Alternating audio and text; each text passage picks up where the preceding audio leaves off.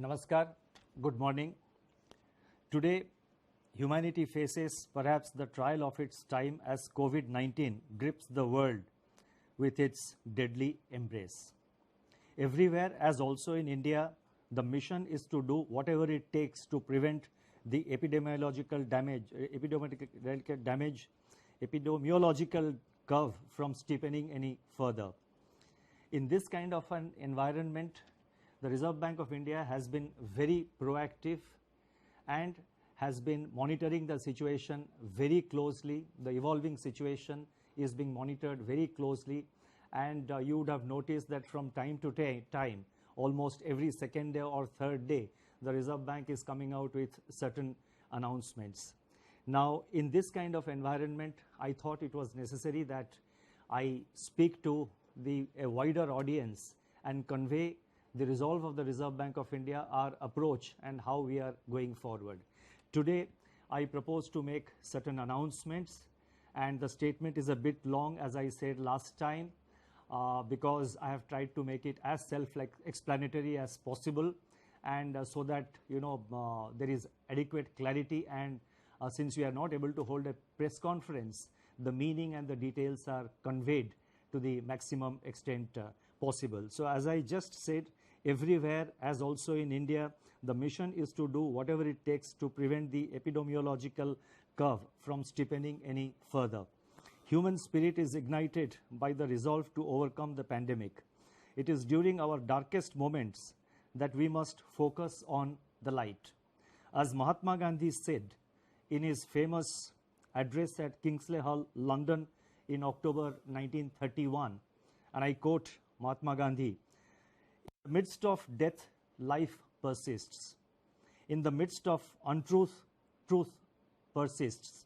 In the midst of darkness, light persists."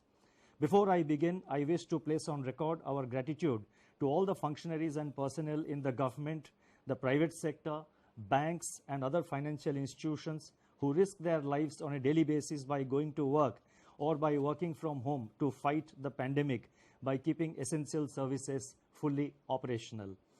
Our deepest appreciation goes out to doctors, healthcare and medical staff, police and law enforcement agencies who are at the front line. In the RBI, I would like to specially commend and thank our team of 150 officers, staff and service providers who are in quarantine away from their families and are at work 24/7 to keep essential services such as currency in circulation, retail and wholesale payments and settlement systems, reserve management, financial markets, liquidity management, financial regulation and supervision, and a host of other services available so that the nation may survive COVID-19. Banks and financial institutions have risen to the occasion and have ensured normal functioning. Their efforts are praiseworthy. I would like to thank my colleagues in the Reserve Bank of India who set aside personal health concerns and join me in fashioning the array of measures taken by the RBI in the context of COVID-19.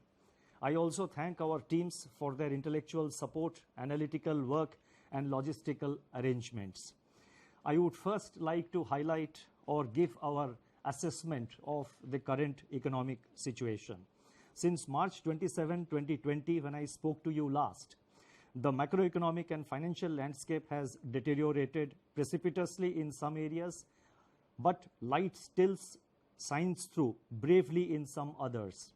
On April 14, the IMF released its global growth projections, revealing that in 2020, global economy is expected to plunge into the worst recession since the Great Depression, far worse than what had happened during the global financial crisis.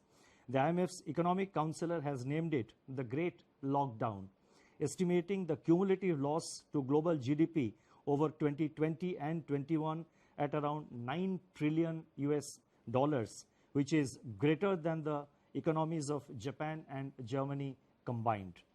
Within this downturn, the projections are replete with even sharper declines in output in various countries. India is among the handful of countries that is projected to cling on somewhat tenuously to positive growth at 1.9%. In fact, this is the highest growth rate among the G20 economies as estimated by the IMF. The World Trade Organization sees world merchandise trade contracting by as much as 13 to 32%. I repeat, 13 to 32% in 2020. Global financial markets remain volatile, and emerging market economies are grappling with capital flows and volatile exchange rates. Crude oil prices remain in a state of flux despite the agreement on production cuts by OPEC Plus countries. For 2021, the IMF projects sizable V-shaped recoveries, close to 9 percentage points for the global GDP. India is expected to post a sharp turnaround and resume its pre-COVID, pre-slowdown trajectory by growing at 7.4% in 2021-22. Over the last 3 weeks, there have been a few data releases on domestic developments, but they are too disjointed to allow a comprehensive assessment of the state of economy. Yet, there are a few slivers of brightness among the encircling gloom. In my statement of March 27, I had referred to continuing resilience of agriculture and allied activities on the back of all-time highs in production of food grains and horticulture, with huge buffer stocks of rice and wheat far in excess of the buffer norms. By April 10, pre-monsoon Kharif sowing had begun strongly, with acres of paddy, which as you know is the principal Kharif crop, up by 37% in comparison with the last season, that is in comparison with the Kharif of 2019. States such as West Bengal, Telangana, Odisha, Assam, Karnataka and Chhattisgarh are leading in sowing activity despite the lockdown. On April 15, the India Meteorological Department IMD forecast a normal southwest monsoon for 2020 season, with rainfall expected to be 100% of the long period average. These are early developments and they bode well for our rural demand, supported as they are by accelerating fertilizer production, which was noticed up to February 2020. The robust growth of 21.3% in tractor sales up to February 2020 as against a contraction of 0.5% in the corresponding period of the previous year may provide an offset to farm labor shortage on account of the lockdown. In other production sectors, the situation is more somber. On April 9, the Index of Industrial Production for February was released, showing that industrial output accelerated to its highest rate in 7 months. The impact of COVID-19 is not yet captured in these prints. So therefore, there is no reason to get misled by the IIP data, which was released up to February, because the impact of COVID-19 comes thereafter. More tellingly, however, the revival in electricity generation, a coincident indicator of demand that had commenced from January 2020, has been halted by a sharp fall in daily demand in the range of 25 to 30% after the lockdown announcement on March 25th. Automobile production and sales, port freight traffic declined sharply in March, as recently released data indicates. The Manufacturing Purchasing Managers Index, that is PMI, for March 2020, which was released on April 2, was the lowest in last 4 months. Notably, suppliers' delivery time lengthened for the first time in 5 months, indicating supply disruptions. The April 6 release showed that services PMI declined into contraction in March 2020, pulled down by a sharp downturn in export business, new domestic orders and employment. In the external sector, the contraction in exports in March 2020 at minus 34.6% has turned out to be much more severe than during the global financial crisis. However, amidst all this, the level of foreign exchange reserves which we have continue to be robust at US dollar 476.5 billion on April 10th, equivalent to 11.8 months of imports. Turning to the status of banking operations since the nationwide lockdown was imposed by the Government of India, the RBI has taken a number of steps to ensure normal business functioning by the entire banking sector. As a result, payment infrastructure is running seamlessly. Banks have been required to put in place business continuity plans to operate from their disaster recovery sites and or to identify alternate locations for critical operations so that there is no disruption in customer services. Our data show that there was no downtime of internet or mobile banking. On an average, ATM operations stood at 91% of the full capacity. The average availability of business correspondents is over 80%. Regional offices of RBI have supplied fresh. Yes.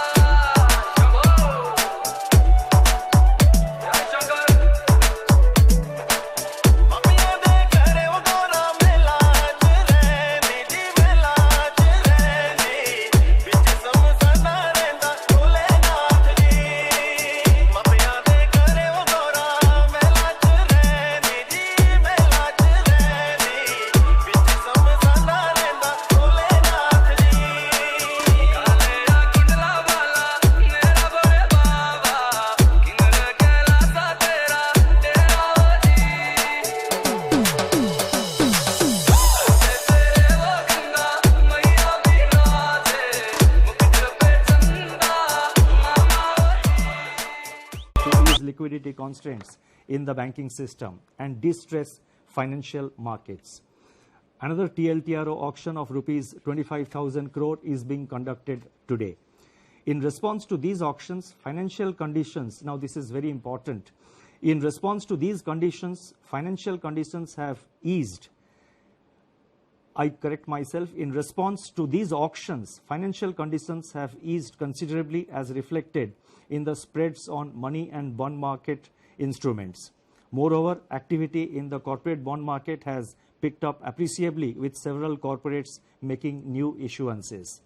There are also some indications that redemption pressures faced by the mutual funds have also somewhat moderated. Against this background, and as I mentioned that we have been constantly monitoring the situation after considerable internal deliberation and after monitoring the evolving situation, and in our effort to see that the financial system is fully functional, the markets are fully functional, we have in RBI decided to announce certain additional measures, and I would now like to elaborate upon them.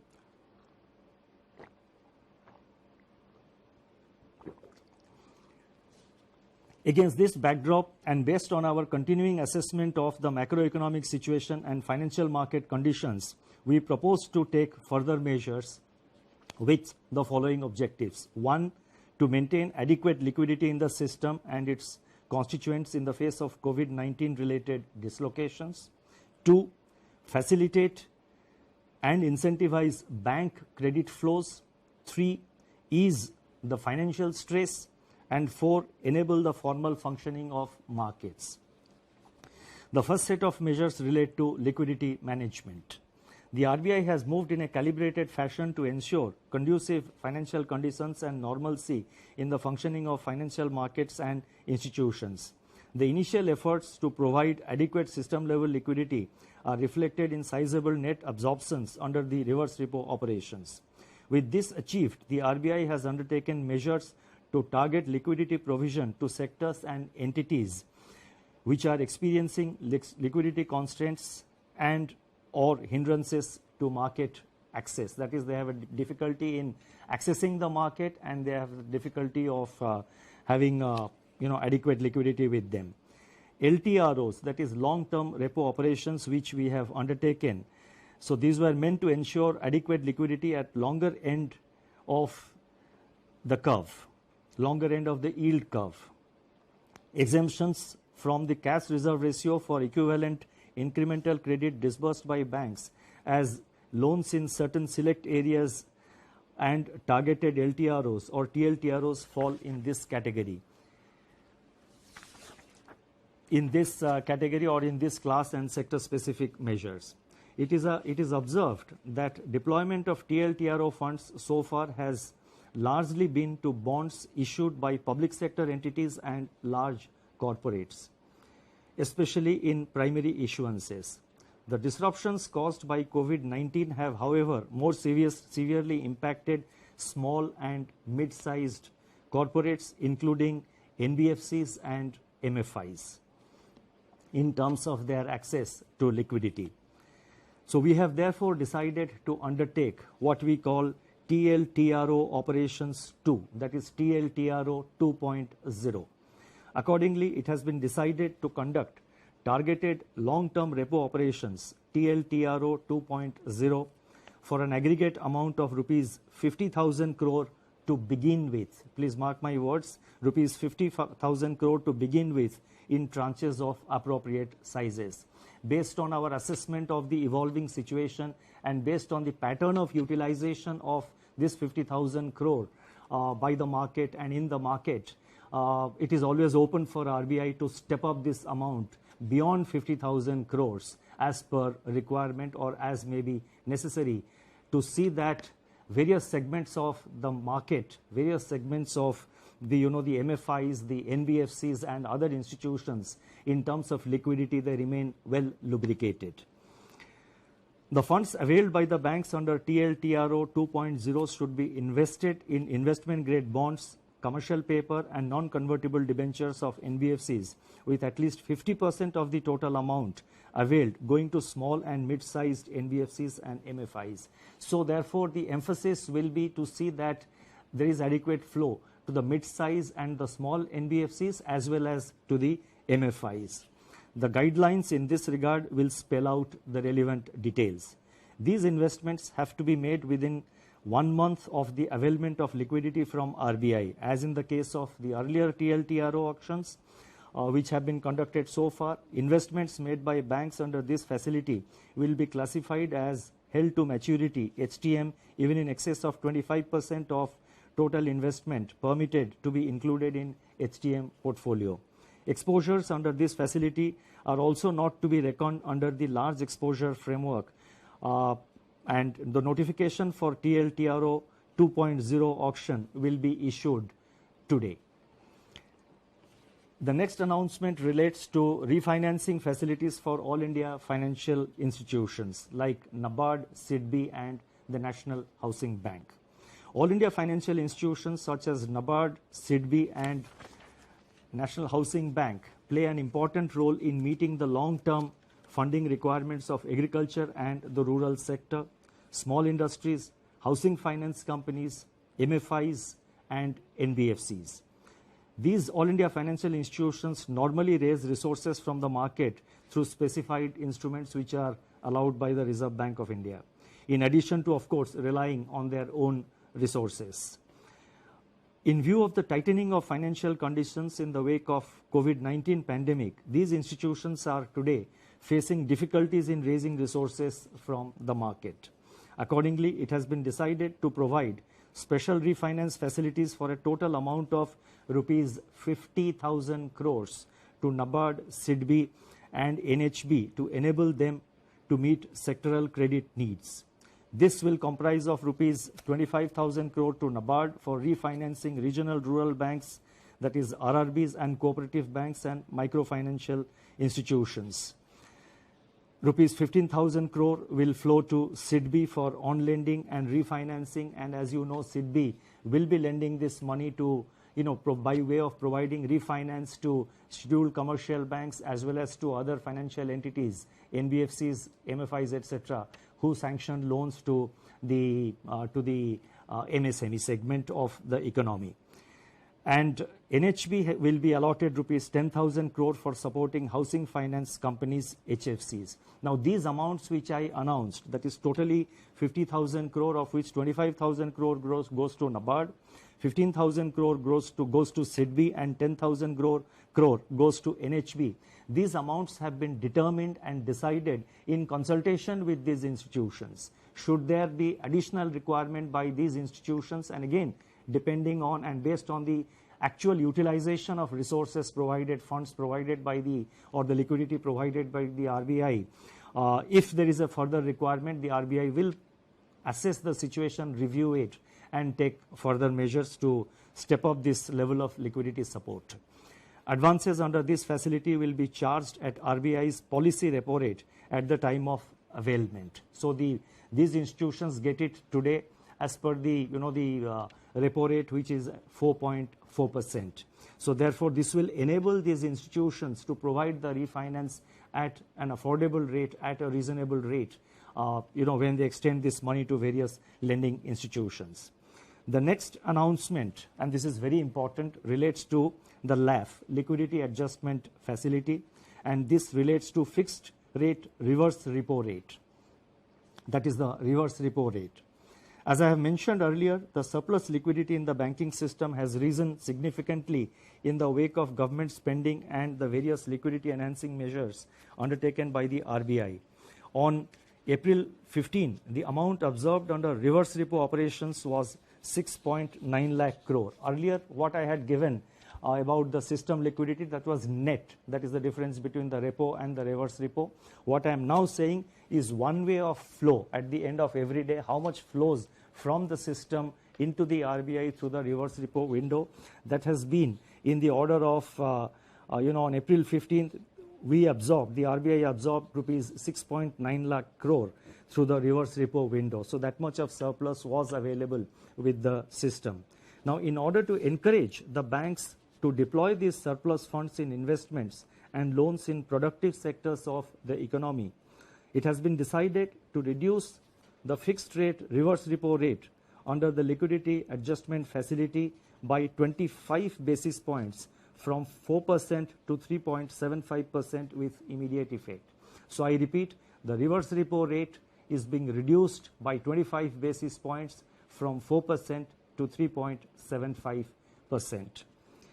The policy repo rate, however, remains unchanged at 4.4% because that is a matter which is decided by the MPC, and also the marginal standing facility rate and bank rate, they also remain unchanged at 4.65%. The next announcement relates to ways and means advances for states. On 1st April 2020, RBI had announced an increase in the ways and means advances limit, WMA limit of states by 30%. It has now been decided to increase the WMA limit of states by 60%, by 60% over and above the level as on March 31st, 2020 to provide greater comfort to the states for undertaking COVID containment and mitigation efforts, and also to plan their market borrowing programs better.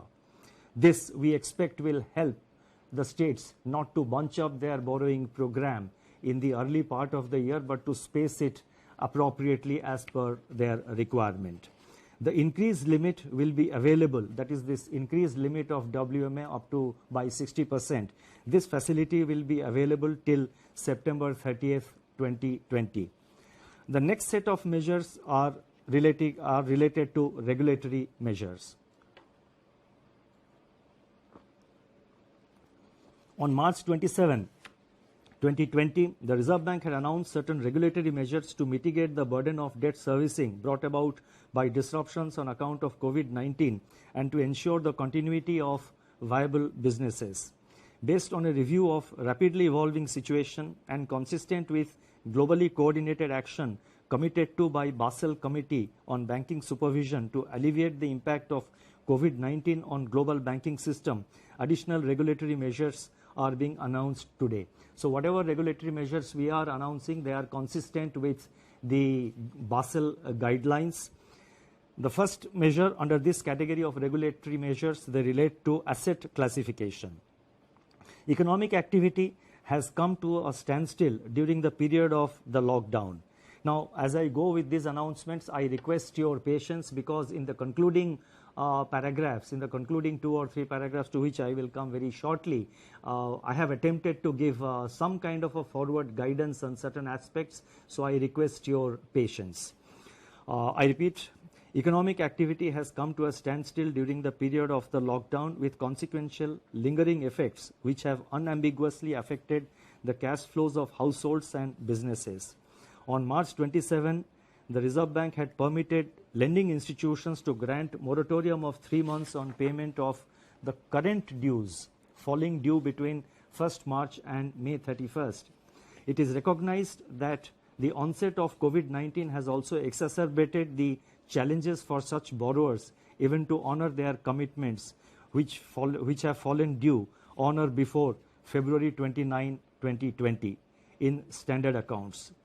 The Basel Committee on Banking Supervision has taken cognizance of the financial and economic impact of COVID-19 and very recently announced that the payment moratorium periods, public or granted by banks on a voluntary basis relating to COVID-19 outbreak, can be excluded by banks from the number of days past due in respect of NPA recognition. Therefore, it has been decided that in respect of all accounts for which lending institutions decide to grant moratorium or deferment and which were standard as on 1st March 2020, the 90-day NPA norm shall exclude the moratorium period. That is, there would be an asset classification standstill for all such accounts from 1st March to 31st May 2020. NBFCs which are required to comply with Indian accounting standards Ind AS may be guided by the guidelines duly approved by their boards and as per the provisions and as per the advisories of the Institute of Chartered Accountants of India in recognition of impairments. In other words, NBFCs do have the flexibility under the prescribed accounting standards to consider such relief to their borrowers. At the same time, we are cognizant of risk build-up in banks' balance sheets on account of firm-level stress and delays in recoveries. With the objective of ensuring that banks maintain sufficient buffers and remain adequately provisioned to meet future challenges, they will have to maintain a higher provision of 10% on all such accounts under the standstill, spread over 2 quarters, that is March, that is the quarter ending March 2020 and June 2020. These provisions can be adjusted later on against the provisioning requirements for actual slippages in such accounts. You see, while we are announcing certain forbearances, etc., for the banks, Reserve Bank, as the regulator of the banking system, has to ensure that our banks remain financially healthy over a period of time and in the long term. So therefore, while announcing certain prudential relaxations, we have to necessarily see that the banking system also remains healthy. So therefore, we have required them to make certain provisions, and in any case, we are saying that these provisions can be adjusted later on against provisioning requirements for actual slippages. So only if the slippage doesn't arise, then the banks have adequate flexibility to sort of appropriately deal with it in their accounts. The next announcement relates to extension of resolution timeline. Under RBI's Prudential Framework of Resolution of Stressed Assets, dated June 7, 2019, in the case of large accounts under default, scheduled commercial banks, all India financial institutions, NBFCs which are non-deposit taking but systemically important, and deposit taking NBFCs are currently required to hold an additional provision of 20% if a resolution plan has not been completed within 210 days from the date of such default. Recognizing the challenges to the resolution of stressed assets in the current volatile environment, it has been decided that the period of resolution plan shall be extended by 90 days. The details of this announcement will, of course, be spelled out in the circular which will be issued. The next announcement relates to distribution of dividend. It is imperative that banks conserve capital to retain their capacity to support the economy and absorb losses in an environment of heightened uncertainty. It has therefore been decided that in view of the COVID-19 related economic shock, scheduled commercial banks and cooperative banks shall not make any further dividend payouts from profits pertaining to the financial year ended 31st March 2020 until further instructions. This restriction shall, however, be reviewed on the basis of the financial position of banks for the quarter ending September 30, 2020. The next announcement relates to LCR, liquidity coverage ratio. The Reserve Bank, and this is a norm which has been prescribed for the banks, as you would know. Reserve Bank has been proactively taking measures to address systemic liquidity issues through a slew of monetary and market operations. In order to ease the liquidity position at the level of individual institutions, the LCR requirement for scheduled commercial banks is, we have now decided that the LCR requirement of scheduled commercial banks will be brought down from, it is being brought down from 100% to 80% with immediate effect. I repeat, LCR requirement is being brought down from 100% to 80% with immediate effect. The requirement shall be gradually, however, restored back in two phases, 90% by 1st October 2020 and 100% by 1st April 2021.